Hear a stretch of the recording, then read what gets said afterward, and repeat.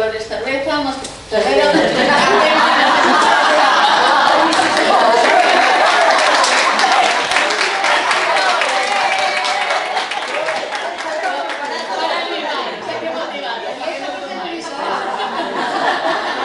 Nuestra querida Lili, que es psicóloga y es la directora del CIM, es feminista y una gran colaboradora de Albise. Luego aquí a mi izquierda está Gemma Rivera, es supervisora de urgencias, ha recogido el premio de Ferrolana del año en representación de los sanitarios no facultativos, y yo como responsable de la sanidad quiero darle las gracias a ella y a todos mis compañeros por su gran trabajo en la pandemia.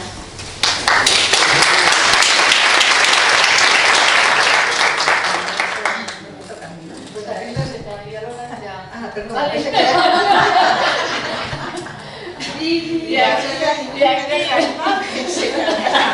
nuestra querida doctora, como sabéis, es Lola Ferrero, es una gran feminista, es doctora en medicina, autora de muchísimos libros y catedrática de procesos. Ahora sí, le damos la palabra a Lili. Bueno, muchas gracias Albise, estoy encantada, ¿no?, de lo que habéis conseguido con tanta gente, sobre todo en este foro. Pensé que eran unas jornadas, pero creo que bueno, podemos darle el nombre de foro. Bueno, hay realmente un vínculo muy estrecho entre Albise y el CIM de Ferrol, ¿no? De alguna manera yo fui testigo de los inicios de Albise, pero ya veo que ahora ya están en otro nivel, porque hacer semejante, bueno, movilización requiere un trabajo previo anterior, y veo que sí que es una maravilla. Por otro lado, me encuentro en un espacio también muy familiar para mí, porque hace así como 40 años yo fui de la directiva de este Ateneo, y me acuerdo que Paloma Rodríguez y yo habíamos montado, me emociono.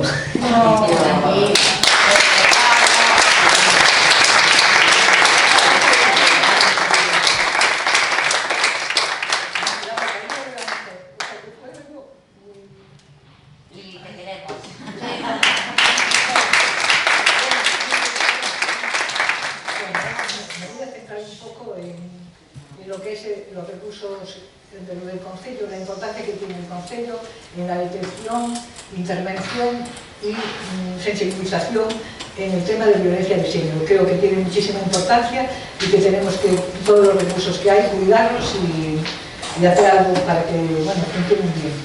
Bueno, como sabéis, yo estoy en el CIM, ya llevo muchísimos años, y el CIM es un departamento de carácter permanente, ubicado, como sabéis, en un centro, de la ciudad, de fácil acceso.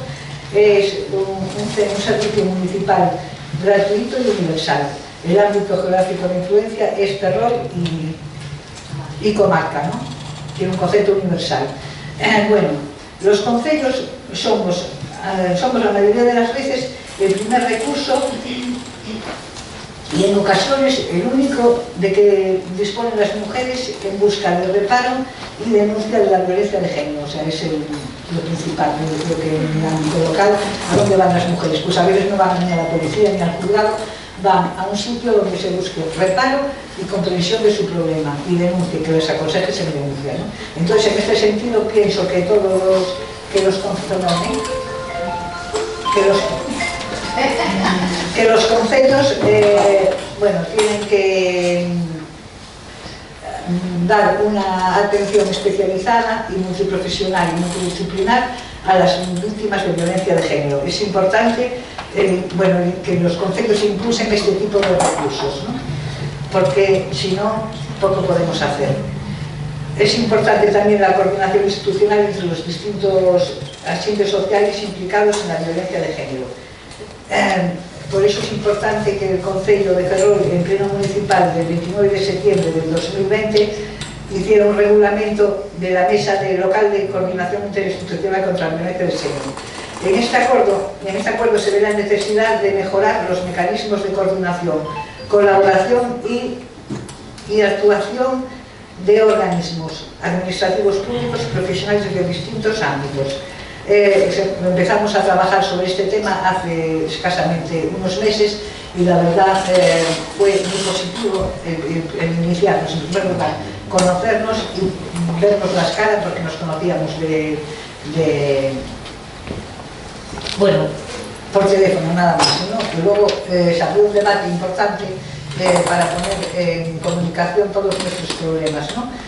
Fue muy importante, cuesta trabajo, porque a veces no coincidimos ni la policía ni el juzgado, porque el juzgado es como otro mundo, ¿no? Muy distinto a cómo funciona la realidad. Y entonces, en ese sentido, no es fácil, pero sí que estamos trabajando ahora mismo en unos protocolos conjuntos que ya teníamos aprobados desde el 2010, pero que me pareció muy importante actualizarlos. Y ese es un trabajo en el que estamos, ¿no? Estamos, bueno, habiendo un debate importante.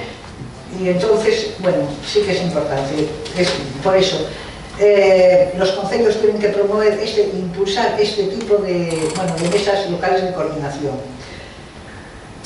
Bueno, tenemos dos grupos, uno que es de intervención y otro de sensibilización, y el de intervención está juzgado, policía local, fincas a la acogida, colegio oficial de abogacía, punto de encuentro, policía familiar, y todo eso va a influir también en su... Pero sí que dieron, bueno, aquí hay mujeres que lo pueden decir, que dieron bastante resultado, ¿no? Y luego ahora también nos adaptamos un poco a los tiempos y este ciclo de charlas da paso a otro tipo de manifestaciones, ¿no? También aprovechamos el potencial de muchas mujeres, desde el baile, la poesía, el ser capaz de escribir y darse cuenta de muchas cosas. Están últimamente preparando un baile para, una performance. ¿Lo puedes decir, Silvia, por favor? Dime. Vale, sí. Nada, entre todas las usuarias he propuesto hacer una pieza de danza, bueno, pedimos el Hofne, para escenificar un poco todo lo que hemos vivido todas, que tenemos muchos factores en común, muchos elementos en común, y nos hemos unido mucho porque cuando estamos juntas no nos encontramos solas, nos hacemos más fuertes. Entonces, yo tengo pasión por la danza, se la he contagiado a mi compañera Natalia. Natalia, por ejemplo, desde que yo propuse lo de la danza ya está en otra onda, ¿no? Y me recuerda mucho cuando empecé yo con la danza. Y entonces tenemos un proyecto muy bonito donde incluso hemos encontrado mujeres que escriben poesía. Propuse en el grupo a ver si alguien sabía y ya tenemos recitados poemas, o sea que tenemos ahí cada vez más elementos para poder hacer un trabajo, un proyecto todas juntas y colaborar todas.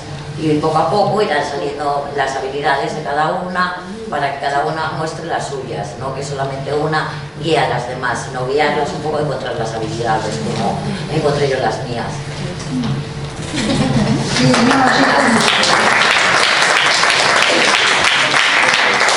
Yo creo que las terapias de grupo lo que tienen es dar las posibilidades a las mujeres de manifestar su propia habilidad, su propia personalidad y luego, bueno, que yo creo que va a quedar muy bonito. Tenemos pensado hacerlo el 8 de marzo, ¿no? Más o menos, en el Congre. Ilusión, todas. Claro, y hacerlo viral incluso. Sí, ya va más allá que quiera hacerlo viral, que quiera hacerlo... No, pero es muy bonito, porque por lo menos tenemos un objetivo y dentro de ese objetivo, bueno, nuestros bajones, nuestros tal, ahí nos levantamos, pues ahí nos unimos, porque digo yo, venga, el día 8 con el baile, o sea, manifestamos nuestro desacuerdo, ¿no? Estando descalzos, por ejemplo, el título es Descalzas y libres, inicialmente, ¿no? Entonces es una manera de no endemoniarnos con los hombres, sino enseñarnos que la mujer no va a volverse guerrera, pues como el movimiento de Chile, del violador eres tú, todo eso, ¿no? Algo más de paz. Algo más de paz, pero bueno, es una forma de es difícil. Era por poner un ejemplo de lo que se puede hacer, ¿no? Con este tipo de grupos, lo que puede salir de ahí. Y que nos escuchen los hombres, que nos escuchen los hombres. En el círculo de mujeres, no solamente mujeres, sino que vean esa faceta nuestra de paz y armonía. Bueno, vale, gracias.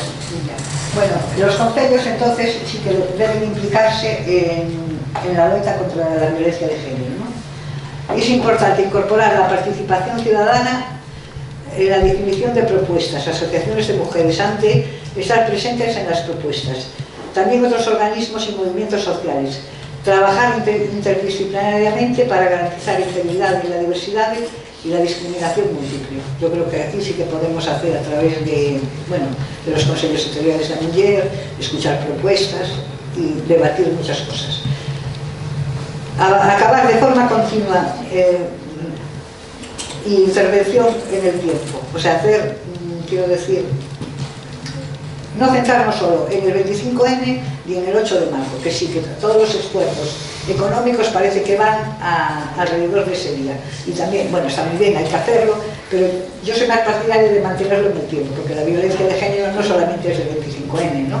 Y la desigualdad no es solo del 8N. Por eso sí que es importante mantenerlo en el tiempo, aunque los esfuerzos realmente de los ayuntamientos van dirigidos a esas datas, que también es importante conmemorar, hacer manifiestos en contra de la violencia. En Ferrol tenemos algo muy estable, ¿no?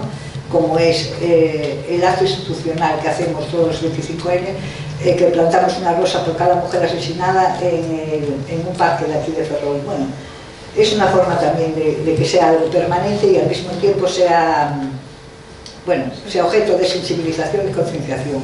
Y es verdad que también desde hace tiempo hay un minuto de silencio por cada mujer asesinada. Cada vez, bueno, que se realiza este tipo de actos, baja toda la corporación a la plaza de armas, otra forma también de sensibilizar. Bueno, y realizar acciones que sean comprensibles y accesibles para la totalidad de la población. Que, bueno, y ver otras, bueno, y tener en cuenta otras lenguas y edades, niveles educativos, discapacidades. Tenemos que tener también en cuenta la problemática de, bueno, de estas mujeres, ¿no? No dejarlo al margen, por supuesto. Y yo añado realmente, porque es un tema que siempre me preocupó, porque no tengo la cuantificación, pero bueno, puedo decir que el 99,9% de mujeres son del ámbito rural. ¿Qué pasa con el resto, no? Tenía una mujer o dos mujeres al año de la zona rural. Entonces yo sospecho que realmente está desatendida. Yo creo que es un tema en que hay que trabajar muchísimo a través de los conceptos de cómo acercar los CIN a este tipo de, bueno, a estas zonas rurales. No es fácil porque, bueno, también somos lo que somos y porque las áreas de igualdad somos las áreas pobres, ¿no? de los concellos. Somos las que menos estamos dotadas económicamente y con menos recursos. Y bueno, luego los CIN que somos dos personas con dos técnicas, una administrativa y poco más. O sea que realmente nos encontramos con serias dificultades. Pero sí que es verdad que la zona rural está muy desatendida, porque además viven en contextos donde suelen pervivir estereotipos de género mucho más acentuados que en la zona urbana y con más difícil acceso a los recursos del concello. O sea, si veis los autobuses, la línea de autobuses, yo creo que hay una a niños, otra a Cobas y luego puede haber otra a las 7 de la tarde, con lo cual si no tienes coche tampoco puedes movilizarte. Entonces sí que por ahí yo creo que es algo pendiente de los sitios, no sé cómo lo vamos a arreglar, pero sí que acercarnos a la zona rural sería importante, ¿no? Bueno, por mi parte ya está.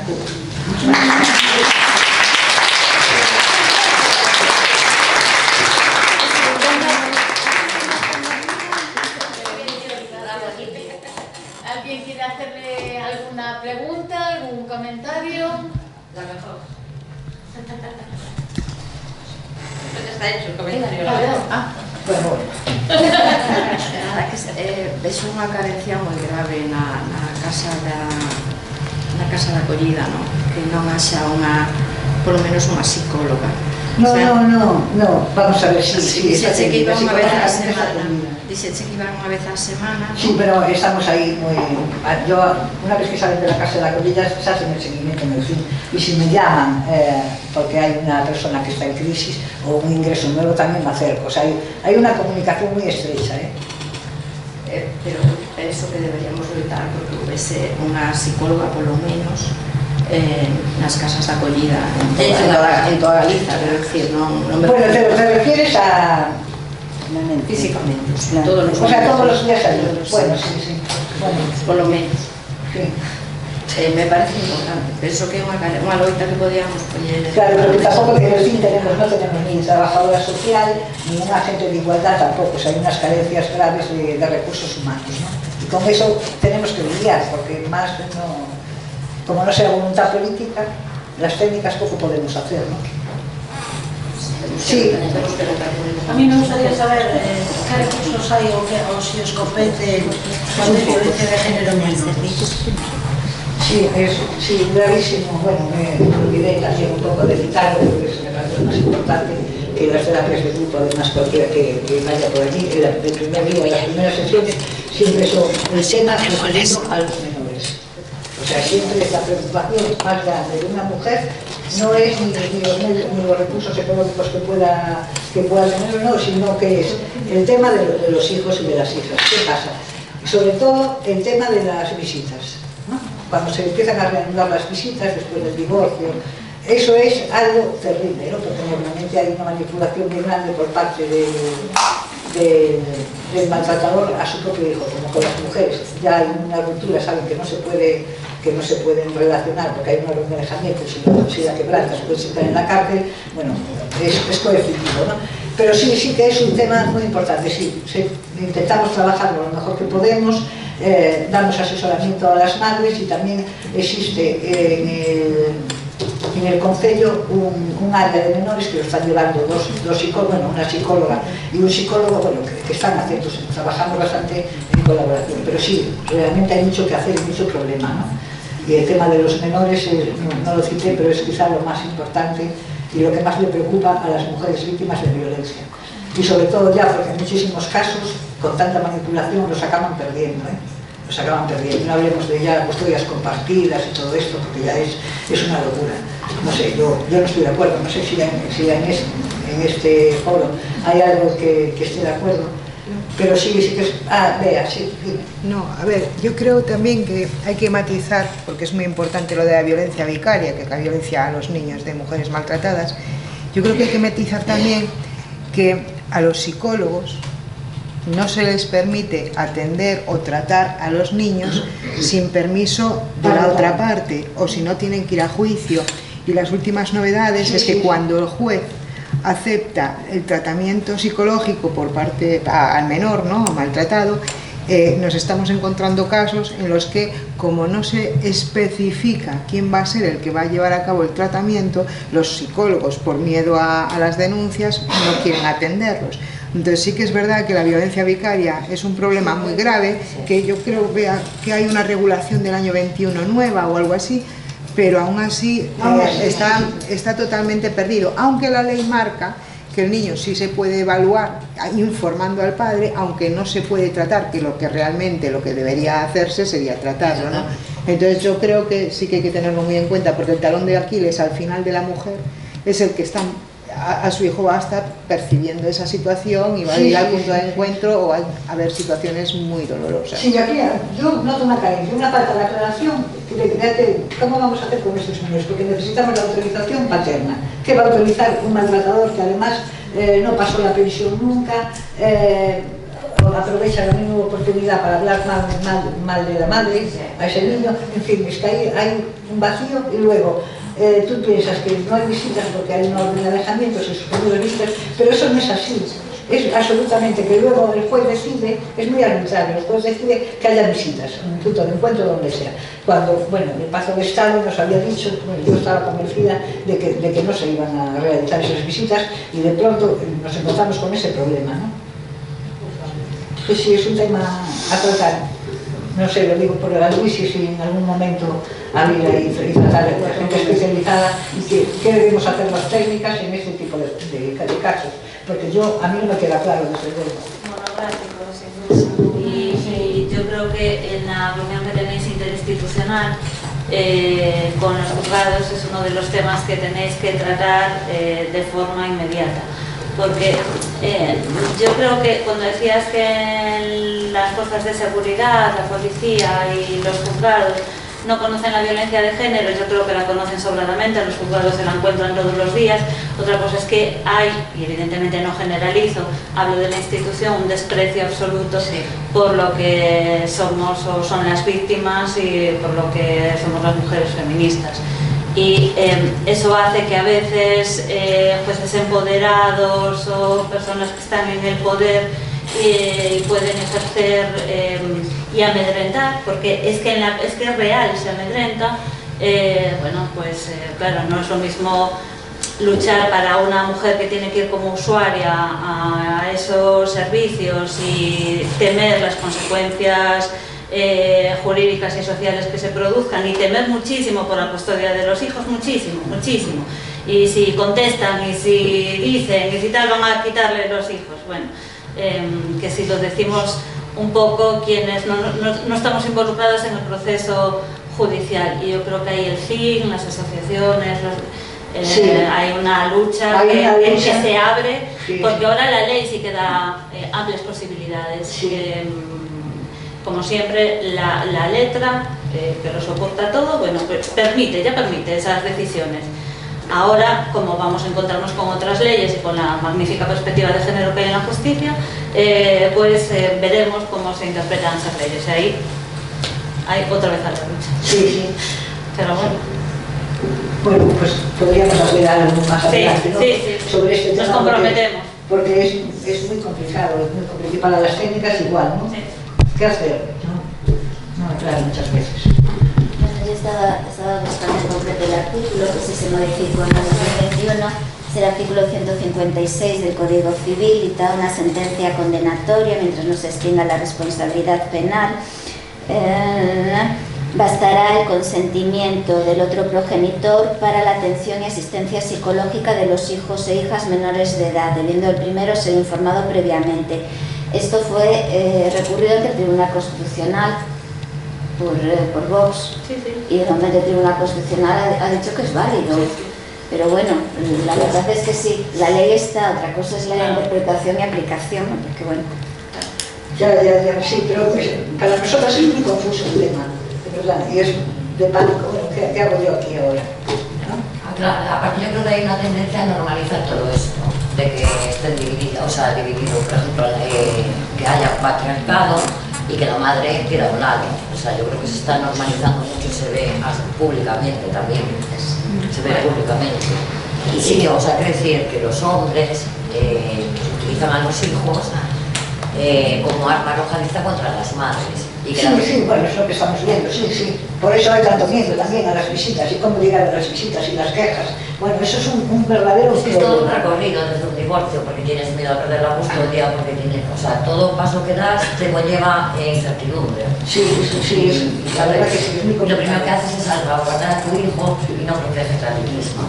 Ya, claro. Yo creo que es mi experiencia. Sí. Y tú también lo comentabas antes, ¿no? Esa violencia institucional de que las mujeres tenemos menos credibilidad en cualquier ámbito, y también en el ámbito policial y en el ámbito judicial. Somos unas exageradas, en fin. Sí, bueno. Y no veo una ley de pareja normal. Sí, aquí pueden hablar las propias usuarias que pasaron por ese tipo de situaciones, y la verdad. Respecto de la propia situación y respecto de la situación de los hijos. Mira que mi hijo o mi hija es una víctima, mira que necesita atención psicológica. Cosas de niños, es una exagerada.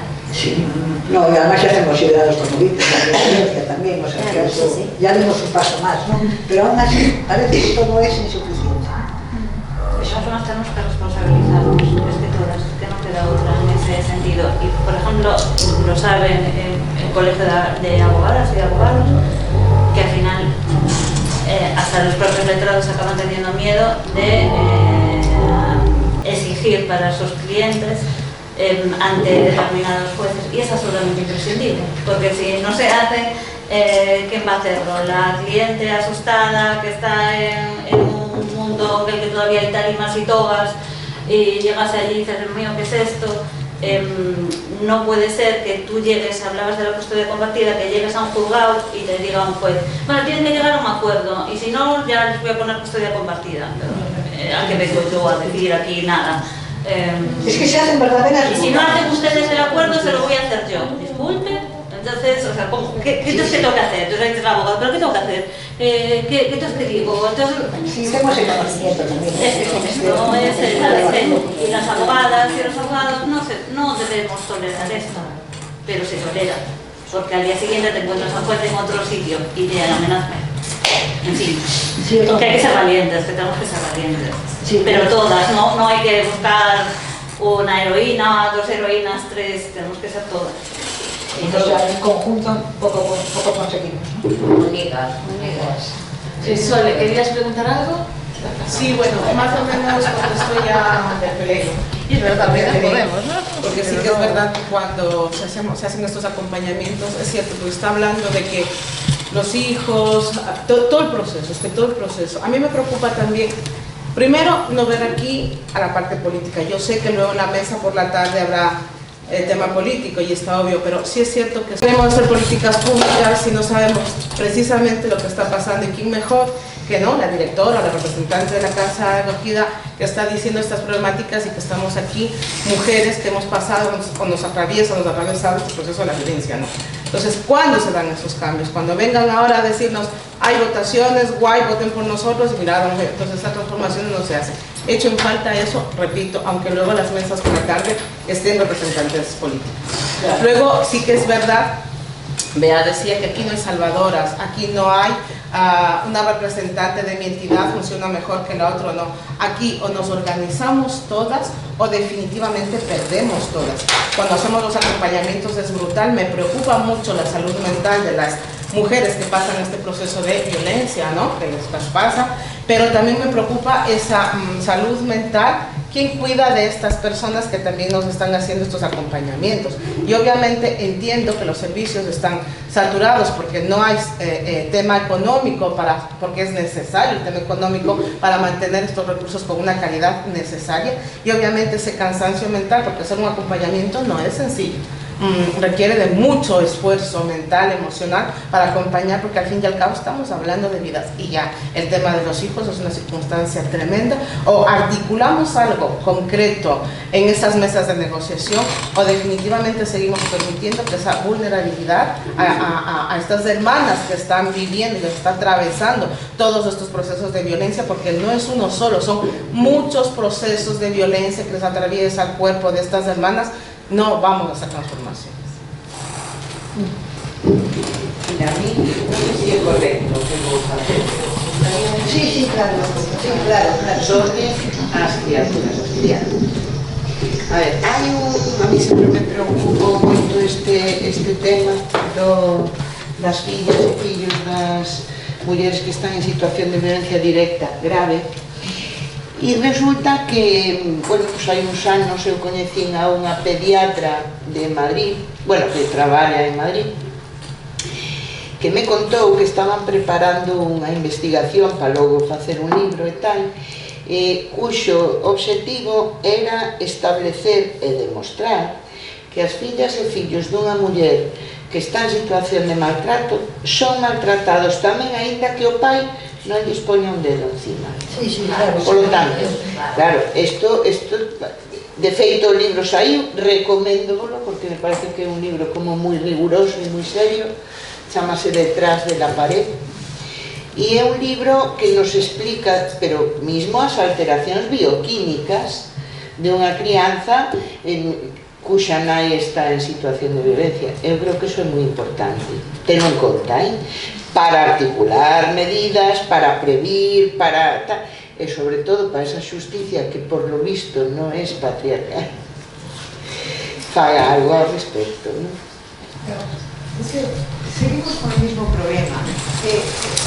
La bibliografía es clara sobre las alteraciones de los menores que están viviendo la violencia de género.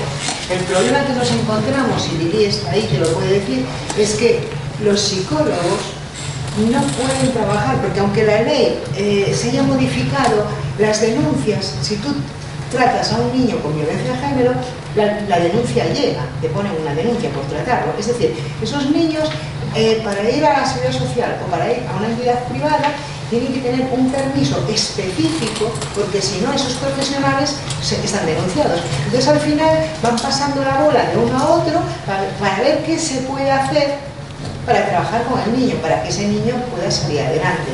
Y realmente es una situación muy difícil, porque todo el mundo sabemos que el niño lo estaba pasando mal y que lo está pasando mal. Pero claro, un proceso judicial es muy largo. Entonces, nos estamos encontrando a un niño con un estrés postraumático derivado de la visualización, de la vivencia vicaria de la agresión a la madre o de la agresión propia, pero que a lo mejor tarda 1, 2 o 3 años en que se resuelva para que se pueda trabajar con el niño. Cuando se resuelve, ya te encuentras a un niño con una situación muy cronificada y muy difícil para trabajar con ella. Entonces, pues realmente no, yo creo que es un problema más jurídico que esa cosa. Eu creo que é un problema político, tamén xurídico, pero é un problema político. Porque se estuvera establecida esta máxima, é dicir, as fillas e os fillos dunha muller en situación de maltrato son víctimas tamén, é dicir, están sendo maltratadas tamén.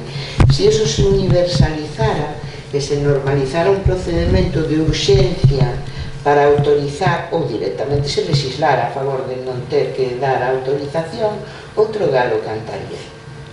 Evidentemente tamén un problema xurídico e hai xuizas que teñen máis sensibilidade que outras ante temas deste tipo, pero que eu saiba, e non sei moito do eido judicial, que eu saiba, siguen habendo máis dos que non teñen a sensibilidade necesaria ainda. Entón, claro, eso é un problema importante. Bueno, vamos a continuar con la siguiente ponencia. Buenos días a todos, mi nombre es Gemma y soy supervisora de enfermería de urgencias y os voy a explicar un poquito lo que es el procedimiento de actuación que tenemos, que forma parte de nuestro sistema sanitario de salud. Y de hecho, para nosotros es una forma más que nada ágil de trabajar porque nos va pautando un poco las medidas que tenemos que seguir. Somos conscientes de que hay determinados registros que tienen que quedar en la historia clínica. Somos conscientes también de que tenemos que hacer unos buenos partes de lesiones, porque eso luego va a favorecer en caso de que se decida denunciar y va a ser una ayuda para la mujer. Somos conscientes de que la violencia de género constituye un grave problema de salud, que está presente en todos los ámbitos, tanto sociales como culturales, porque es que además impide el pleno desarrollo de la mujer a nivel personal, familiar, social y profesional, y además porque afecta a su libertad, es que está escrito en gallego y a veces se me va de gallego.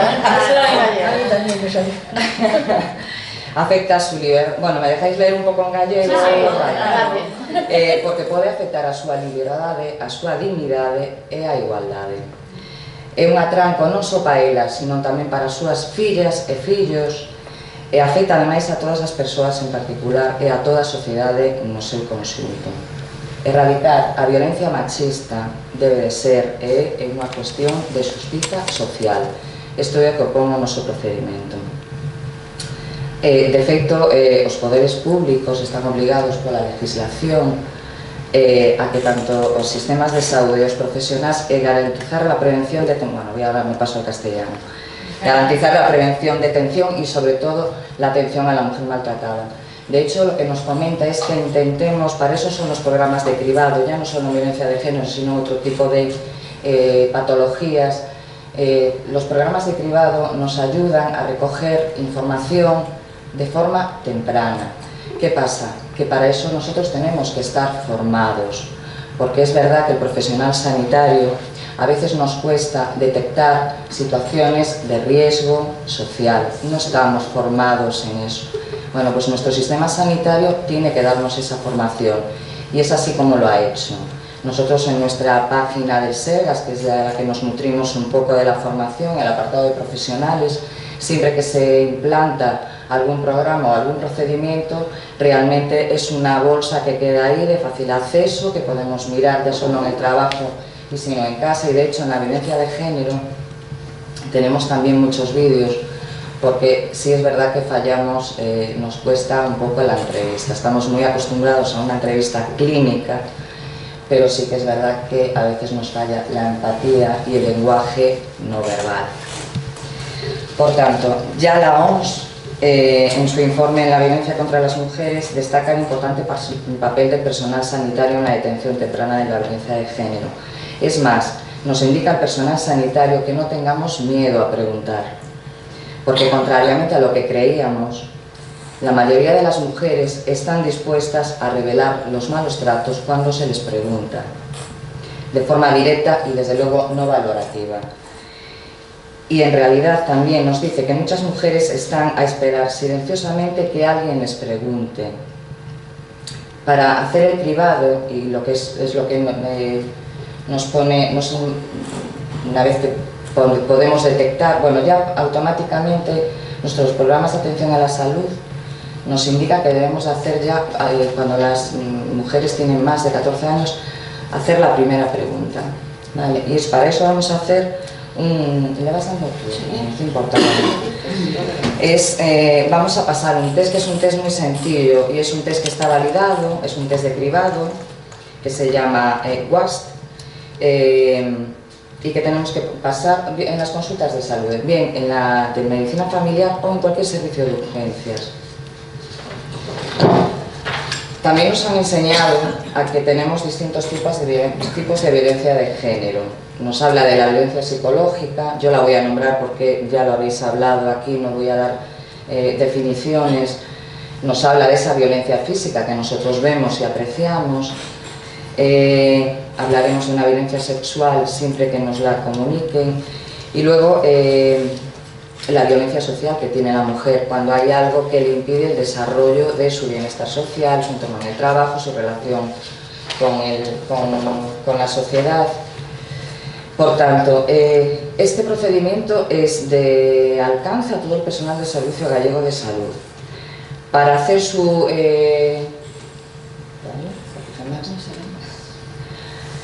vamos a emplear un protocolo que lleva las siglas de PDA, que luego os lo voy a enseñar en el anexo para que veáis lo que es pregunta, detecta y analiza. La pregunta de cribado la vamos a hacer siempre a las mujeres mayores de 15 años o de 14, que es este cuestionario WAST, que es muy corto, son 3 preguntas. Si detectamos o sospechamos de malos tratos, tenemos también otro anexo para que quede todo perfectamente recogido. Y una vez que detectamos que hay malos tratos, lo que tenemos que dejar también reflejado es un análisis del riesgo de ese maltrato. En la consulta pues, aplicamos el cuestionario del cribado. Si la respuesta es negativa, si yo pregunto si en algún momento ha sufrido algún episodio de violencia de género y la mujer me dice que no, yo voy a frenarlo y lo dejo reflejado siempre en la historia clínica. ¿Qué me puedo encontrar? Si ya me dice que sí, voy a seguir desarrollando el otro cuestionario. ¿Qué puedo encontrar? Que a lo mejor la pregunta tiene una respuesta negativa por parte de la mujer, pero yo tengo unos síntomas de sospecha. Y si yo los tengo, es mi deber dejarlo reflejado también.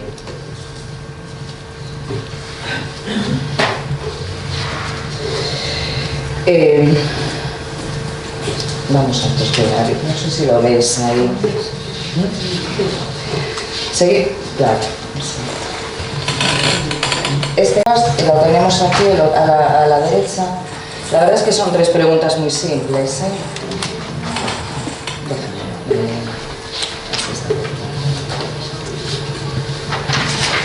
En general, no lo veo bien así. En general, son 2 preguntas. En general, ¿cómo describiría usted la relación con su pareja?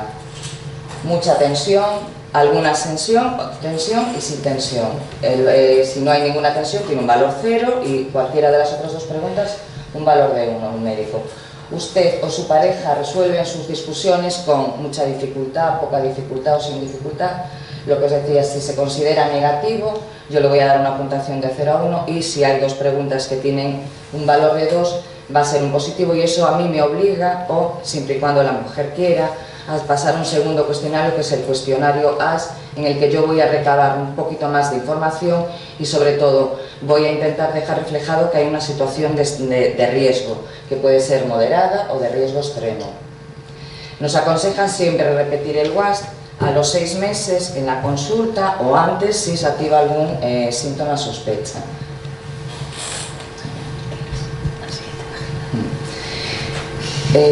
Cuando nosotros valoramos a una mujer y queremos descartar una situación de violencia de género, a nosotros una cosa que nos llama mucho la atención, o que nos puede alertar de que hay una situación que una mujer nos diga que no, son una serie de lesiones que aparecen de forma muy frecuente, cuando hay un abuso de alcohol o otras drogas, cuando hay un abuso de medicamentos, sobre todo psicofármacos.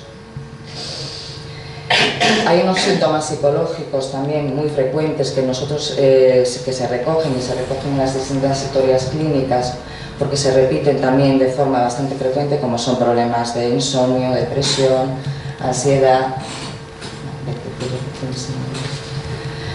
Gente que acude de forma... hay los dos extremos. Hay veces que hay situaciones de hiperfrecuentación por parte de la mujer a los sistemas de salud, y luego a veces también observamos que desaparecen del sistema, no acuden citas, no se recogen medicaciones prescritas, y luego también hay una serie de síntomas, que era lo que decía Lola, físicos que ella refiere, como son mareos, cervicalgias, dolores abdominales, hay muchos problemas. Lo que hablaban del síntoma de la infección irritable, hay muchas veces que van con mareos frecuentes, diarrea, estreñimiento, que te sacan un poco de... que requieren el que tú vayas a buscar. Sí.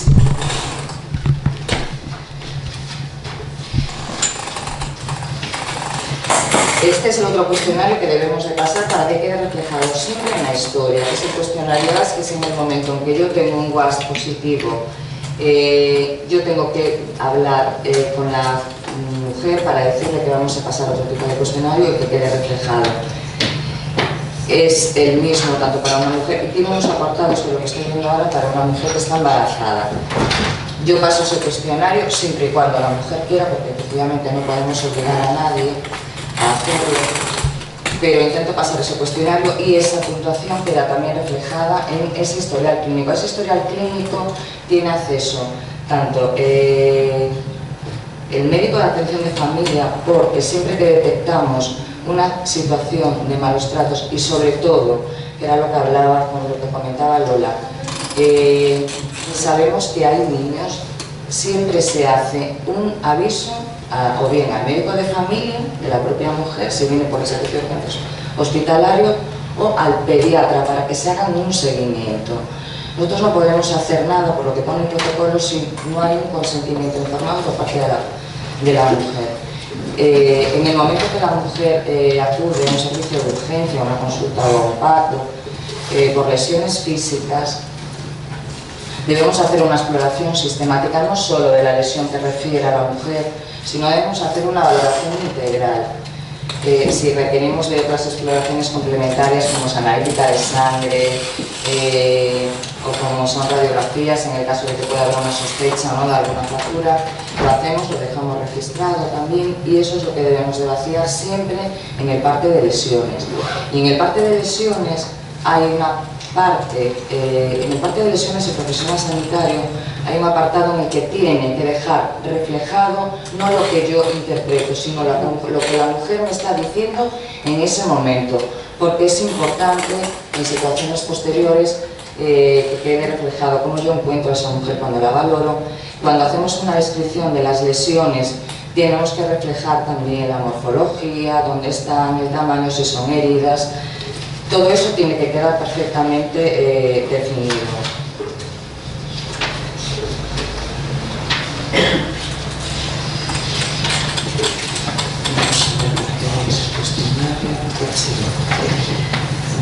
Si apreciamos, este es el otro cuestionario que vamos a aplicar cuando detectamos una situación de riesgo, porque vamos a conseguir, va a haber un riesgo moderado o un riesgo extremo. Riesgo extremo es cuando podemos apreciar que hay un riesgo alto sobre todo de homicidio y sobre todo de tentativas de suicidio. Son preguntas. En el último año aumentó la violencia emocional o física en severidad o frecuencia, tiene algún arma de fuego, está en el paro, amenaza con matarla, se libró de ser detenido por violencia de género, de algún antecedente anterior, la fuerza a mantener relaciones sexuales, en alguna ocasión intentó estrangularla, consume drogas, por ejemplo estimulantes o anfetaminas, speed, tiene algún problema con el alcohol o es alcohólico, se pone celoso de forma violenta, por ejemplo, si no puedo tenerte, nadie te tendrá, amenaza con hacer daño a sus hijos o hijas, cree que es capaz de matarla.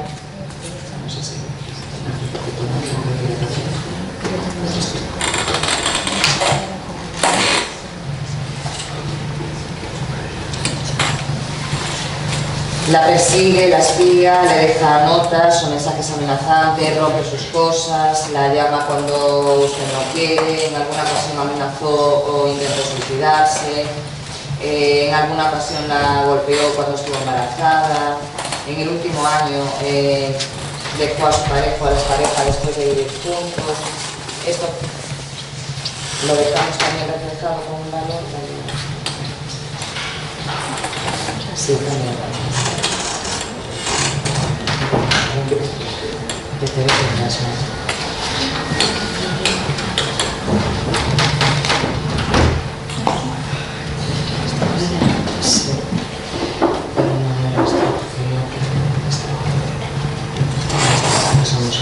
Perdón, es una cosa es el ordenador y otra cosa es lo que tengo.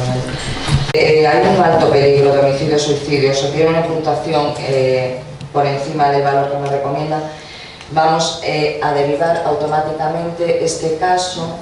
Sí que es verdad, lo comentabas tú, Lili, debemos, a veces a la mujer le cuesta, y nosotros como profesionales tampoco sabemos hasta qué punto decirles que denuncien, porque a veces cuando tú le explicas a la mujer que nosotros vamos a hacer ese parte de lesiones, en el momento que se hace un parte de lesión, si la mujer viene sola, aparte del informe de alta, nosotros imprimimos también ese informe de lesión. ¿Qué pasa? Que muchas veces también nos encontramos con la tesitura de que viene con el probable agresor o con alguien que no sabemos si es de su... Entonces, se hace un informe de alta, el informe de lesiones queda completo en el sistema para que se vea en todos los estamentos y cuando vemos que a lo mejor para ella no reúne una sensación de seguridad que le dé el informe de alta, porque es verdad que nosotros muchas veces no podemos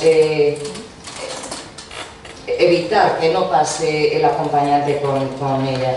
Sí es cierto que se nos adiestra un poco para que veamos pues, la actitud de la persona que viene con ella, salvo que la mujer nos diga que viene con una persona de su entera confianza, entonces intentamos hacer ese cuestionario en una situación así tranquila, pero si no, si ya vemos, si tenemos algún síntoma, sospecha, simplemente le decimos, damos el informe de alta a la mujer y le decimos que, bueno, pues que los resultados están en su historial clínico y que en cualquier momento se le puede facilitar vía médico de familia y automáticamente nosotros hacemos, se manda de forma telemática ese parte de lesiones al juzgado para que quede allí, porque si la mujer al final decide denunciar, y es una manera también de activar un poco el protocolo, y se hace en los servicios, en el hospital por ejemplo, lo hace directamente la admisión de urgencias. Yo en el momento que me llega un parte de lesiones es una derivación inmediata al juzgado, y en atención primaria se hace también desde los distintos servicios administrativos de gerencia.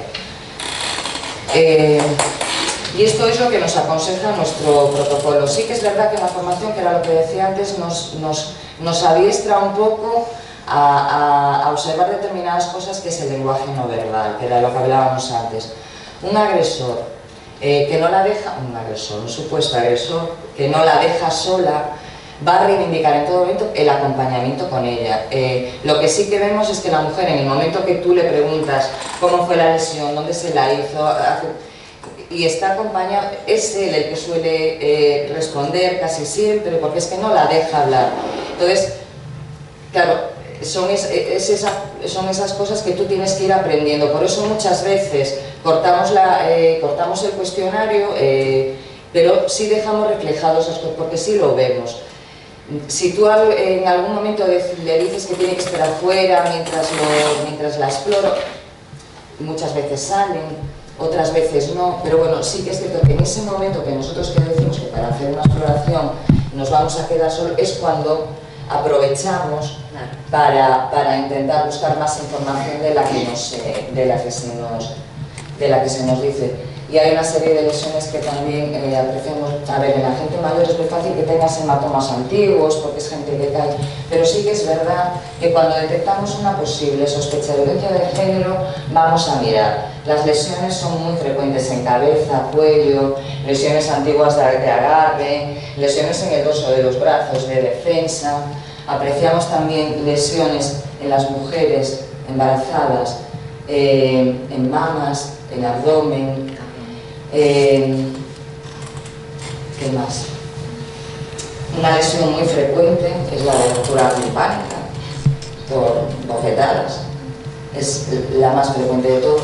Detectamos también problemas de visión también por los típicos golpes en la cabeza, y bueno, luego las lesiones por puñaladas,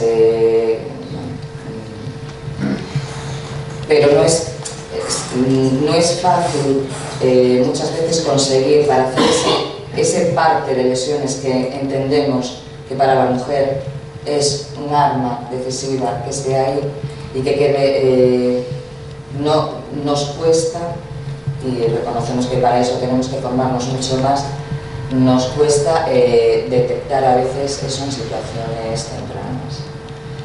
Perdona, por cómo lo explicas parece que no tienes ningún tipo de autoridad, porque una vez que tú detectas eso, no sé si ya se debería tener un protocolo cerrado que este señor no pase, o sea, que este señor no pase. Y si lo hay otros casos mucho más ridículos que no pueden entrar con las babuchas o no sé qué historia, y parece increíble que no tengáis la autoridad para hacer la exploración que tenéis que hacer. A ver, si de entrada, si de entrada la paciente que llega ya automáticamente dice que viene por un problema de violencia, por una agresión, efectivamente ese no entra, claro que no. Yo lo que estaba intentando explicar es porque, a ver, la actuación directa de una mujer que viene a un servicio de urgencias, que viene por unas lesiones y que luego te dice que es una lesión de violencia de género, efectivamente tú no dejas entrar a nadie. Ahí el problema es cuando tú estás haciendo un cribado, porque también es verdad que no siempre la mujer refiere que es una agresión. A veces casos dudosos. Claro, porque a veces en el contexto, por eso os comentaba, muchas veces nos cuesta detectar que es un problema de violencia de género, porque la mujer cuando viene a los servicios de urgencias, la mayor parte de las veces lo que manifiesta es un problema físico, pues un dolor abdominal, una diarrea. Si es una persona que no vuelve al sistema, salvo que tú estés apreciando alguna, pero si es una persona que tú ves una vez, es muy difícil establecer una diagnosis, sobre todo en un servicio de urgencias. Es más fácil que se aprecie y que quede recogido un poco más con las medicinas de familia, porque la mujer va más al médico pues, por sus problemas de salud y luego porque también va con los niños entonces, por eso es importante que nos acostumbremos, y es verdad que eso antes no quedaba reflejado, pero ahora ya aparece de obligado cumplimiento para que nosotros como profesionales sí quede reflejado las asistencias, el número de frecuencia con que viene siempre con las mismas lesiones, para que eso alerte a que a nosotros detectemos un problema de violencia de género que antes la verdad es que no detectábamos. En el servicio de urgencias sí, porque es que vienen muy a menudo, pero cuando no llegan al servicio de urgencias, y la realidad es que no siempre llegan al servicio de urgencias, o cuando llegan al servicio de urgencias es que la agresión ya es una agresión pura, dura e importante, porque muchas veces se pierden. Yo entiendo que el sistema no facilita muchas veces la atención, pero bueno, para nuestro sistema sanitario por eso se hace este protocolo de cribado, ¿vale? Para que nos vayamos acostumbrando un poco a eso. porque sí que es verdad que si tenemos una lesión física que viene por el hospital, efectivamente la documentamos, pero nosotros no podemos, nos dice que la han empujado por las escaleras, nosotros ahí no podemos dejar por escrito que es una probable lesión de maltrato. Pero bueno, que tampoco pasaba nada, porque si tú tienes la sospecha, si es un no, pues mira, bienvenido sea un no, porque tú le digas, mira, como tengo la sospecha, puede ser un no, no le importa esperar afuera que tengáis esa autoridad y no el señor que tenga que estar ahí la verdad es que a mí me estuve explicando fatal. Porque si es un no, pues a él le tiene que dar igual estar afuera. No, mira, y de hecho muchas veces nos pasa, cuando entráis por urgencias, desde triaje se os asigna pues, un equipo, y a veces, como es una zona que no reúne muchas veces intimidad, sí que es verdad que cuando detectamos y sospechamos, bueno, pues hacemos triaje, asignamos ese tipo de atención y suele ser una enfermera la que está en el triaje. Luego, alerta adentro, mira, me parece que puede pasar esto, y entonces es en ese momento que efectivamente cuando intentamos primero agilizar la situación, que vosotros estéis en una consulta tal, hablar con vosotros individualmente y sobre todo avisamos ya para que no entre la persona, pero claro, solo lo podemos hacer cuando lo vemos claramente o cuando sospechamos. Una de mis últimas noches en urgencias me llegó una paciente de violencia de género. Yo estaba en la puerta, venía escoltada con la policía. Ella se quedó en todo el momento en el coche hasta que hablamos con la enfermera de triaje, localizó al médico y ya fue directamente al box.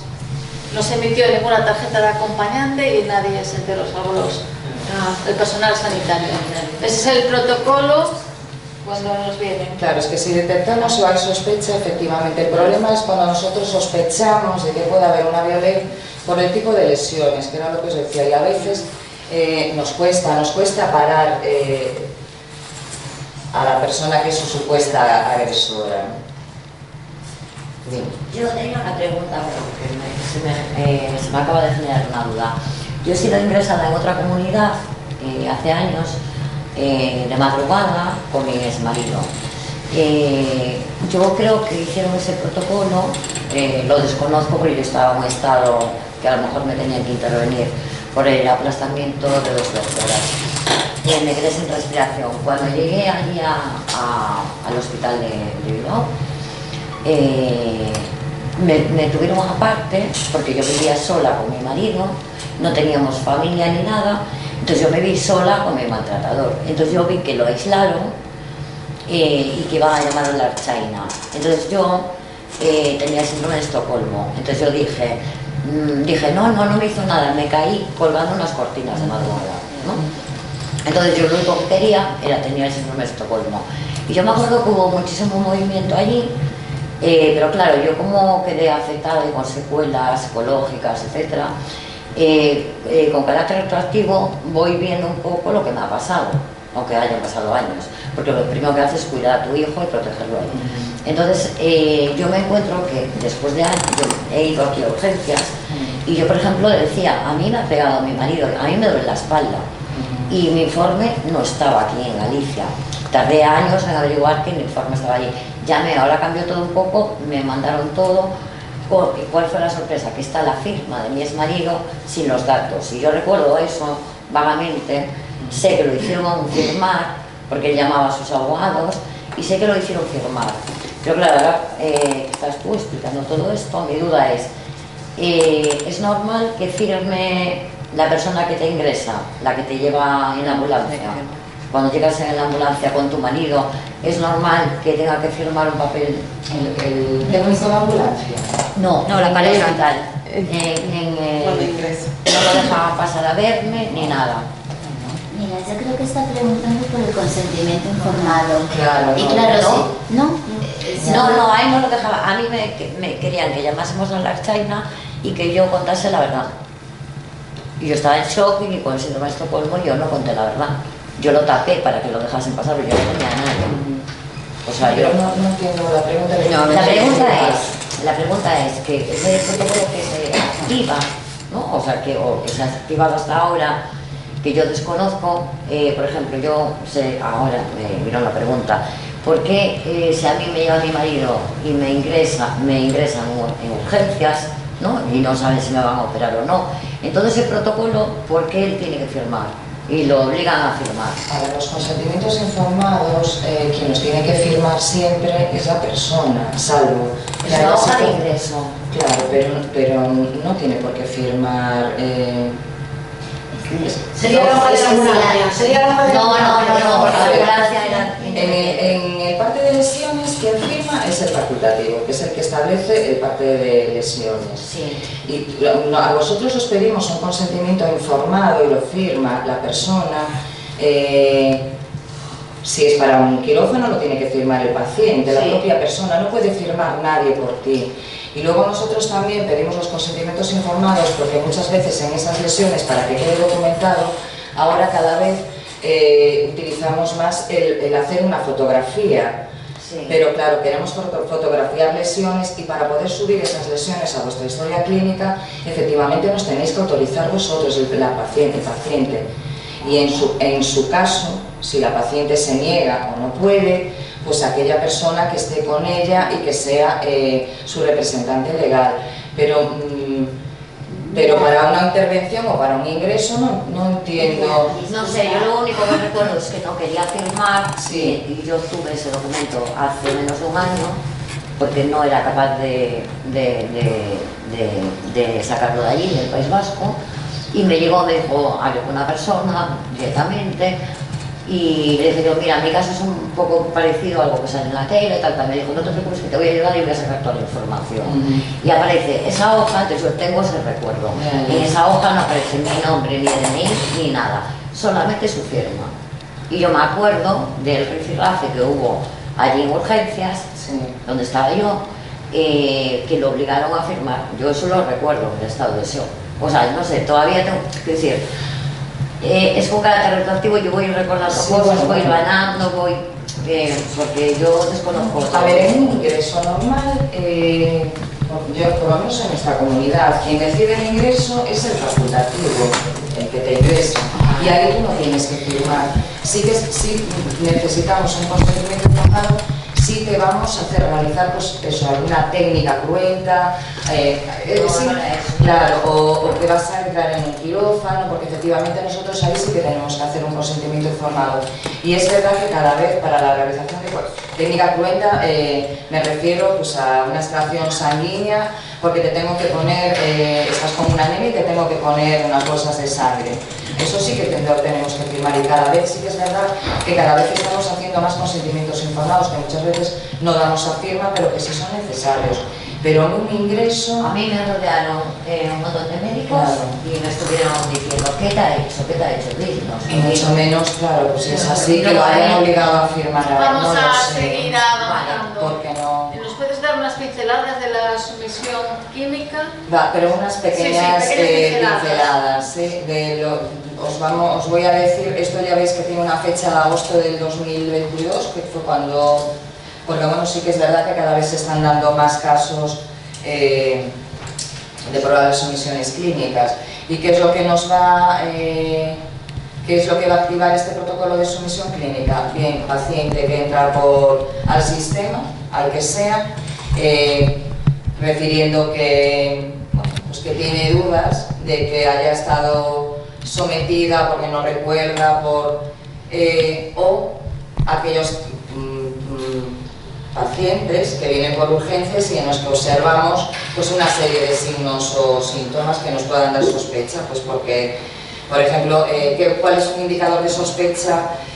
Porque sí que es cierto que es una situación de muy difícil diagnóstico. Hay una serie de indicadores sospechas que nos dicen que una desproporción entre lo que la víctima vivió y sus recuerdos, una amnesia total o parcial, como flashbacks que les hacen, que recuerdan, tiene un recuerdo o una sensación de tener mantenido relaciones sexuales, pero que no es capaz de afirmarlo, Cuando te dicen que se sienten desconcertados, que tienen un sentimiento de culpabilidad por un supuesto consentimiento en una relación, cuando observamos lesiones en zonas genitales o presencias de fluidos desconocidos, otras lesiones como hematomas o signo,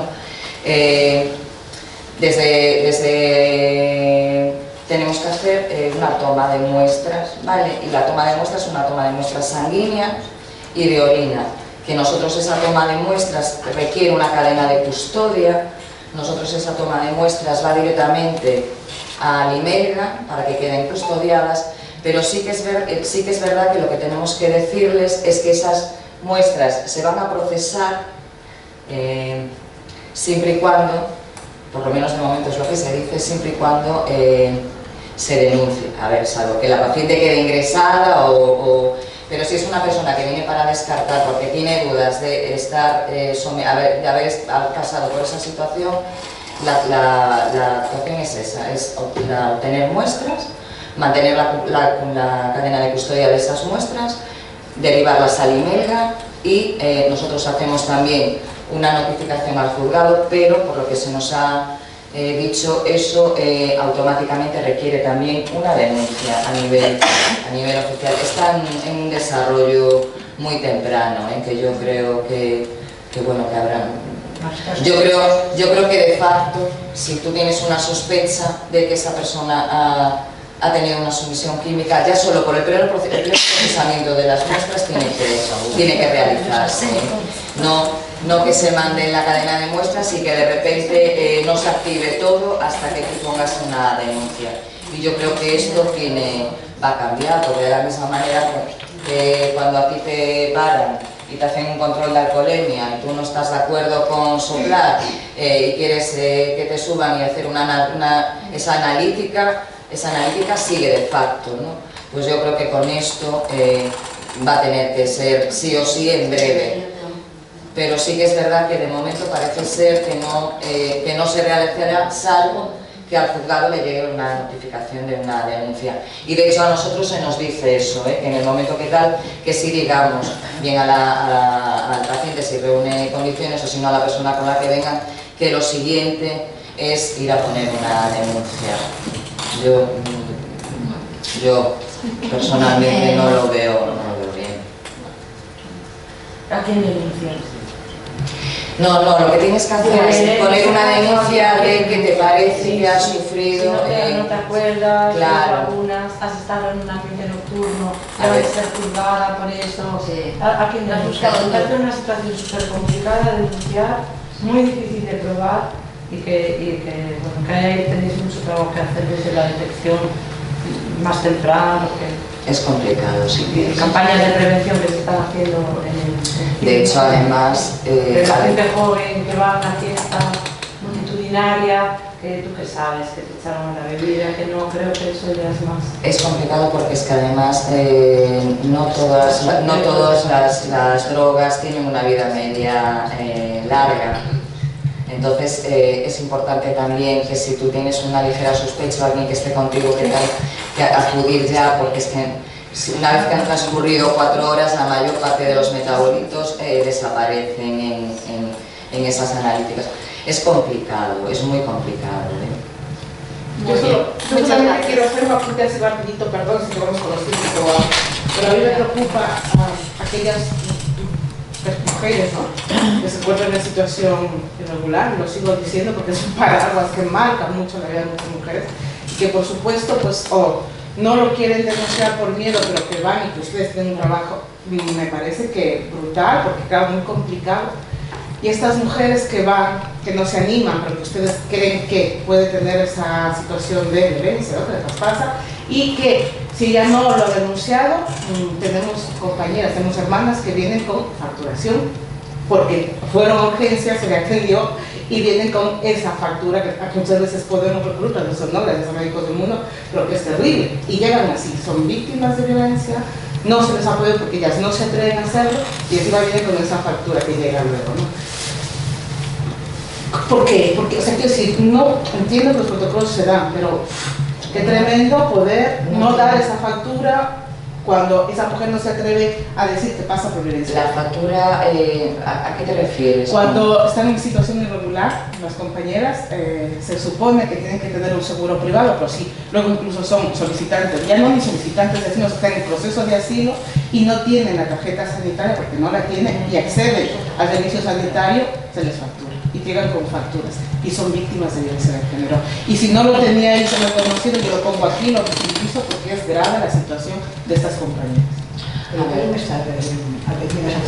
Claro, es que yo... Claro, están atendidas, pero luego llega la factura. Claro, esa parte es la que desconocía, ¿eh? Pues le pongo encima de la mesa. Nunca hemos negado jamás, en la vida se le niega la asistencia sanitaria a nadie. Eso es verdad, pero la factura llega. Y una factura a lo mejor de 800 de llega esa factura. Esa parte sí que la desconocía, la verdad. Sí que a mí me pasó hace 4 años. Claro. Fui y bueno, a una atención traía dolor y informativos.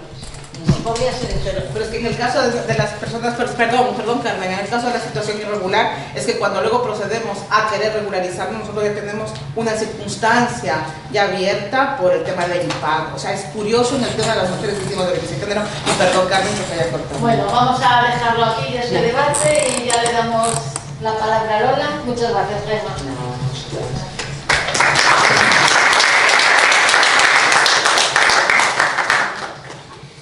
Bueno, pues voy a intentar ser lo más breve posible porque si no estoy completamente a hora. Sí. Despois, agradecer sobre todo a Alicia organizar este tipo de xornadas, sinalar que parece mentira que en 2022 haxa que poñer que a violencia de xénero existe, pero hai que poñerlo porque se está negando, o cual é perigoso. E agora que escoitei a Lili e sobre todo a Gemma, parabéns, Gemma, porque debe ser o único hospital de Galicia onde se fai todo iso que nos dixeches. E, bueno, ya en atención primaria moitísimo menos. Moitísimo menos. Entón, eu quería resaltar, eu formo parte da xente que desde os anos 90 levamos bregando para que se asuma socialmente, sobre todo, e políticamente, etcétera, que a violencia de xénero vai moito máis alá dos golpes. É dicir, probablemente os golpes e as queimaduras e as feridas con diversas tal e cual son a parte máis aparatosa, máis tremenda e máis tráxica da violencia de xénero, pero tamén a menos frecuente. Da mesma maneira que se falamos de violencia sexual decimos: a ver, isto de que te aborde un suxeito na rúa e a golpe de navalla te reduza nunha carexa e tal e cual, é a parte máis terrible, etcétera, da violencia sexual, pero tamén a menos frecuente. Entón, eu quería chamar a atención sobre isto porque me parece que efectivamente o sistema sanitario, que está igual de patriarcalizado que o judicial, por certo, abordase estas cuestións noutros términos. Pero claro, decía o Gemma, e eu suscribo 100%, a falta de formación en xénero é absoluta. A Facultade de Medicina de Compostela, que é onde eu estudei a carreira no seu día, desto hai anos abondos, pois sigue estando igual que estaba cando eu estudei, por exemplo. Isto é tremendo. E desde logo a formación continuada se resolve con un curso de 20 horas, que me parece tremendo. Claro, pretender levar a cabo así unha atención de calidade e unha atención que nos permita axudar de unha maneira efectiva as mulleres que están en situación de maltrato non necesariamente gravísimo, non? Porque claro, con maltrato gravísimo tú dices, claro, se chega a urxencias, por exemplo, unha muller con tremendas lesións graves, tal, desde logo o servizo de urxencias ten a obriga de pasar ao xulgado parte de lesión. Non é opcional, sexa por violencia de xénero ou por calquera outro tipo de violencia. Pero o problema non está aí, que eso está claro e se sigue funcionando neses termos. O problema está en todas as situacións nos que non houbo agresión física ninguna, pero que son absolutamente demoledoras para as mulleres. E de todas esas situacións, demoledoras para as mulleres, pois a mitad das veces a propia muller non lle chama violencia de xénero porque non sabe que o é. E, polo tanto, os malestares que lle provoca non os vincula coa causa que os produce. E aí temos, de alguna maneira, eu entendo que debería ser, quizáis, unha das funcións do persoal sanitario. Porque, claro, ao centro de saúde van todas as mulleres, algunha vez, por diferentes causas. Vale, ao fin van cando elas mismas teñen dúbidas ou certezas de que a súa situación é de violencia de xénero.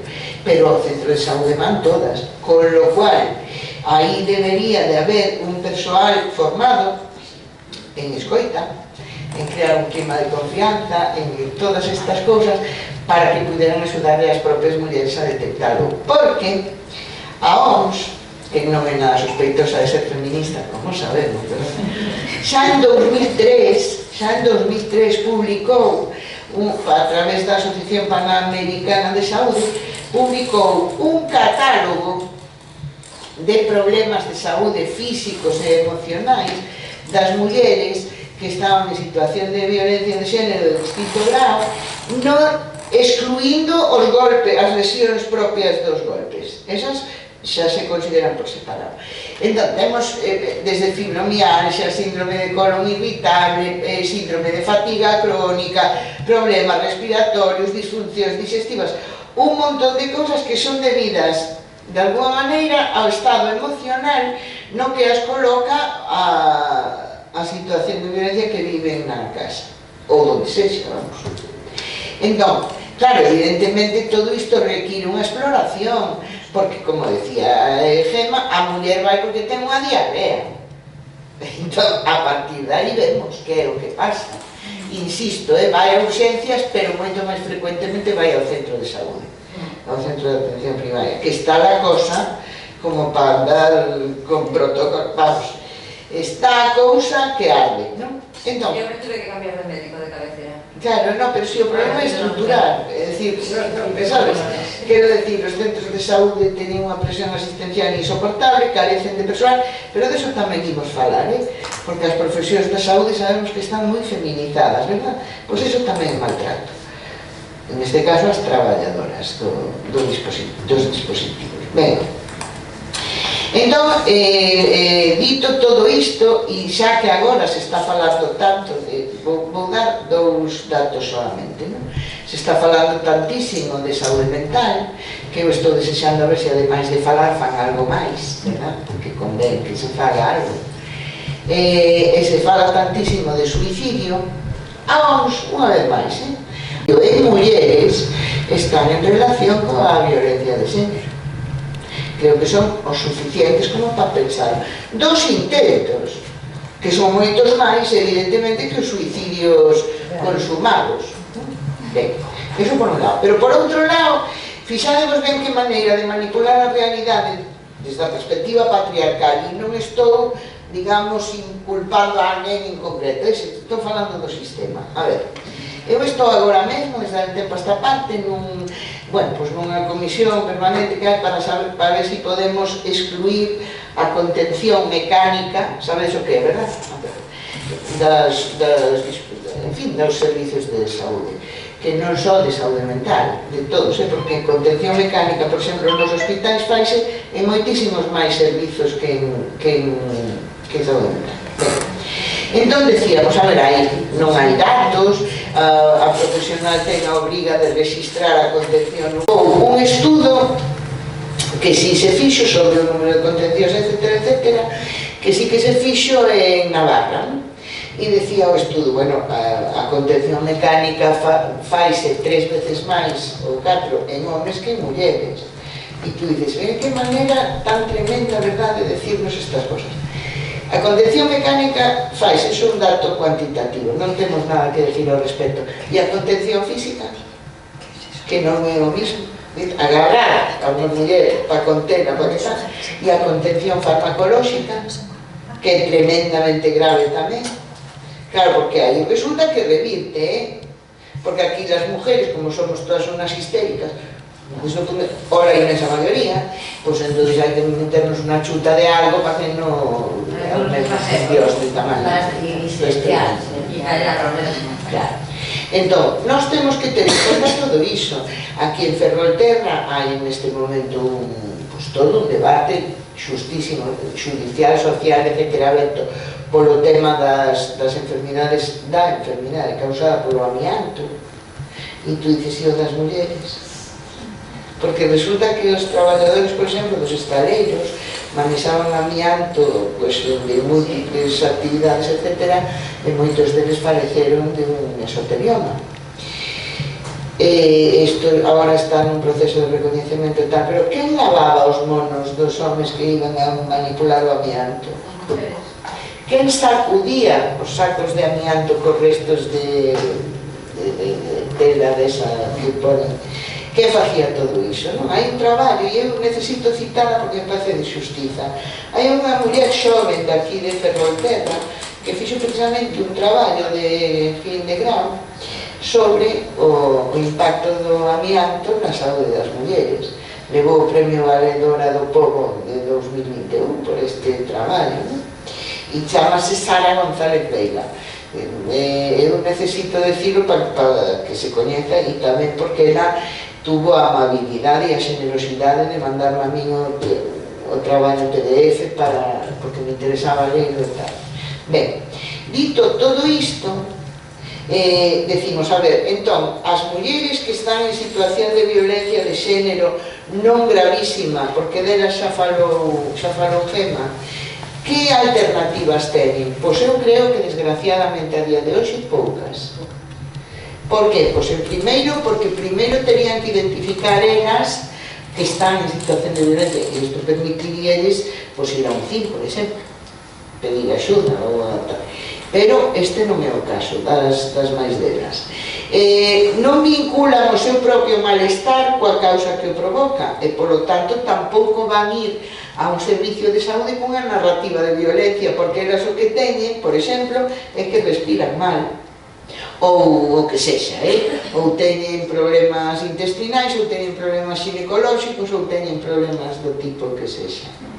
Por lo tanto, aí, a formación específica do persoal sanitario, eu creo, garantiría que realmente elas puderan identificar o que está pasando nas súas vidas e entonces vinculalo ca cuestión que trae como consecuencia. Isto a día de hoxe te van a decir, porque a mí xa me dixeron alguna vez, hai outras cousas máis urxentes. Digo, máis urxentes que os problemas das mulleres son todas as cousas, tradicionalmente. Si temos unha lista de 8 pendientes, o das mulleres é o 8º sempre.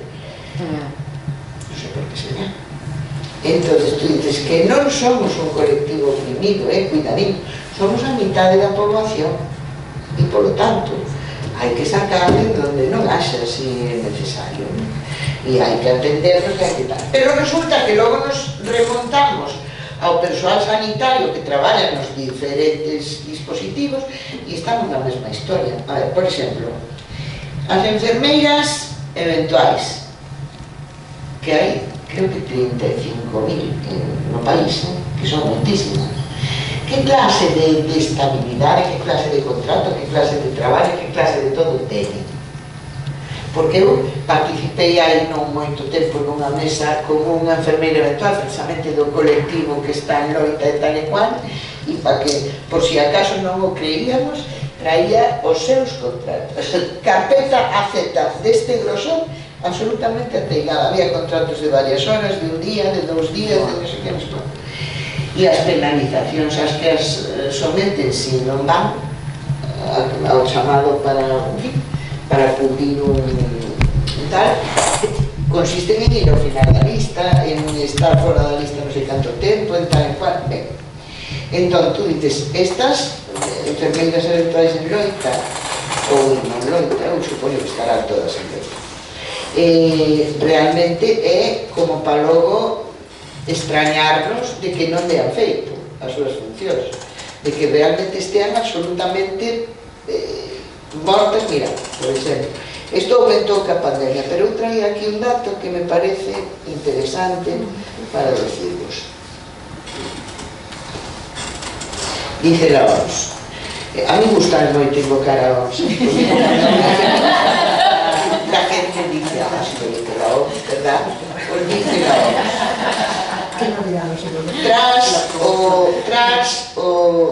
Ahora es oficina de aquí, tras a pandemia, tras o comezo da pandemia de 2020, persoal sanitario. O 45% do persoal sanitario sufriu ansiedade, o 38% depresión, o 31% estrés agudo, o 29% burnout, o sea, o síndrome de estar queimada, e o 19% trastorno por estrés postraumático. Isto é un disparate como unha casa que non se debía de consentir en ninguna democracia que se poda chamar tal cousa. Entón, di a OMS, e o maior risco de todos os factores que se estudaron é ser muller. Que raro. Cosas pasan, verdad? Sí. Ben, entón, claro, se temos en conta que as condicións económicas, sociais, laborais, non sei que, todo eso das mulleres se resentiron por causa da pandemia moitísimo máis que as dos homens, que tamén se resentiron, por suposto, xa temos armada. E a estos chamámoslle violencia institucional, violencia de xénero institucional. Estamos inmersas nun mundo no que podemos estar en situación do que nós outras chamamos violencia directa, é dicir, recibir violencia de unha persoa, un home, do noso entorno, en fin, ou non do noso entorno. Estamos nunha situación de violencia estrutural, evidentemente, no cual as estruturas sociais, as institucións, etc., son agresivas con nós, son violentas con nós, porque nos discriminan, porque nos exclúen, porque nos tratan peor que aos homes. Estou falando do salario, por exemplo, por facer o mesmo traballo, por todos eses motivos. E tamén porque maltratan a nosa saúde, ou polo menos non ben tratan a nosa saúde. E, pola súa vez, estamos inmersas nunha situación de violencia simbólica, que era un pouco o que aludía tamén Lili, que nos indica a través da publicidade, da literatura, do cinema, da televisión, de todas as cousas, como temos que ser. Para ser boas e, polo tanto, para ser apreciadas como mulleres. E isto é terrible porque nos coloca nunha situación espectacular. Cando decía ela, unha cousa que todas as mulleres que están en situación de violencia de xénero teñen é culpa, e as que non estamos tamén, engado eu. Entón, a culpa das mulleres, a culpa é unha emoción que ten perspectiva clarísima de xénero e que nos afecta a todas en distinto grau, evidentemente, e que volvemos outra vez á trampa. Moitas veces non se expresa como culpa e, polo tanto, non lle sabemos chamar tal cousa, non? É dicir, detrás dos episodios de ansiedade e de angustia das mulleres, o que hai as máis das veces é culpa, pero como non está presente no seu consciente o componente de remordemento ou de arrepentimento, elas non lle chaman culpa. Pero os efectos son os mesmos, os efectos sobre a saúde. Estamos falando, por exemplo, de determinadas enfermedades autoinmunes, porque non podemos esquecer, que logo nos dicen es que es un castigo divino. No. O que pode ser moitas veces é un autocastigo, eso sí, pero un castigo divino non. Pero en todo caso a culpa necesita un castigo para ser estudiada, ¿vale? Y pues ya nos castigamos nosotros tan a gusto y decimos que mala sorte tiene en la vida y viene otra que las hay y los hay y dicen Dios te castigó. Vamos a ver, Dios, suponiendo que exista, que moito supoñer, ¿verdad?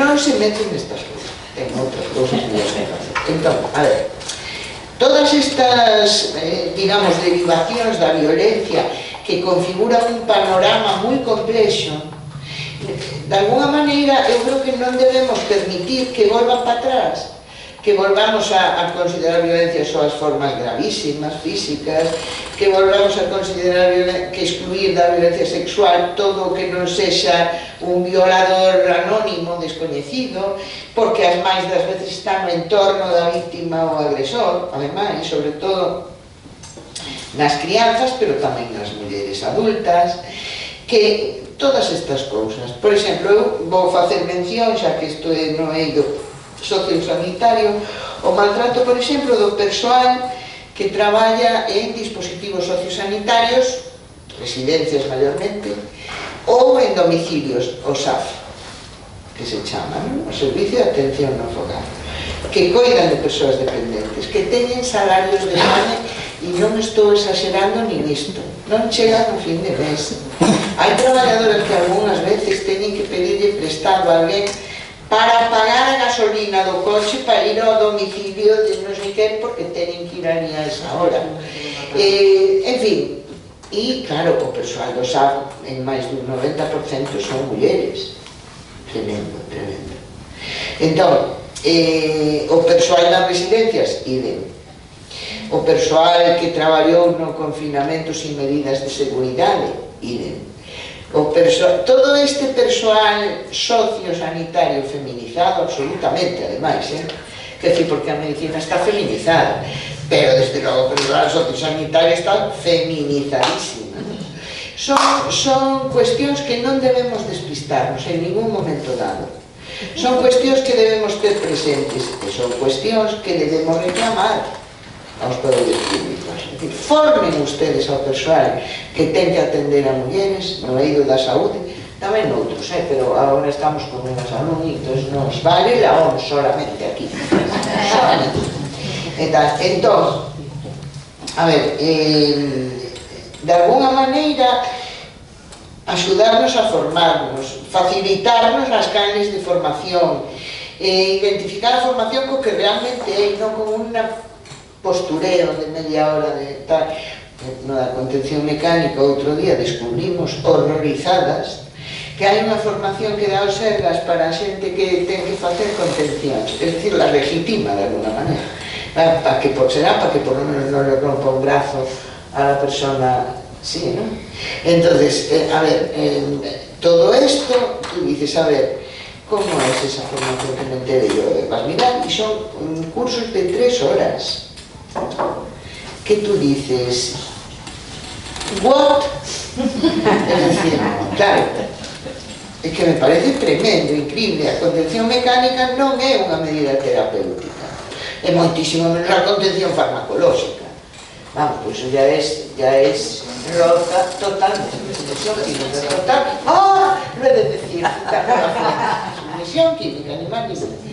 Entonces, nosotras temos que ter presente todo isto e moitas máis cousas que por non provocarvos unha hipoglucemia, pois non vou a estenderme moito máis. Moitas gracias.